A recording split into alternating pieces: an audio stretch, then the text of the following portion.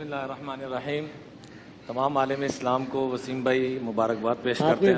आपको भी मुबारक हो। तमाम मुसलमानों को अल्लाह कबूल फरमाए, आमीन आमीन आमीन इंशाअल्लाह। तो मैं ये अर्ज़ करूँगा कि जैसे रमज़ान के बाद ईद आती है वसीम भाई, जी जी, रमज़ान के बाद ईद आती है, अगर हम बकिया ज़िंदगी रमज़ान की तरह गुजार दें तो मौत ईद की तरह आएगी। क्या कहने हैं भाई, वाह वाह वाह वाह। और रमज़ान का नाम बाकी महीनों के नाम अरबों ने रखे, रमज़ान का नाम अल्लाह ने रखा, और इसका तर्जुमा क्या है? तरमुज़ुज़्ज़ुनूब।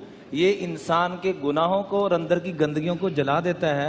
बस मैं ये अर्ज़ करना चाहूँगा कि हम रोज़े की वजह से हराम हलाल तो छोड़ देते हैं ये खाना पीना, लेकिन रोज़ा रख के हराम नहीं छोड़ते।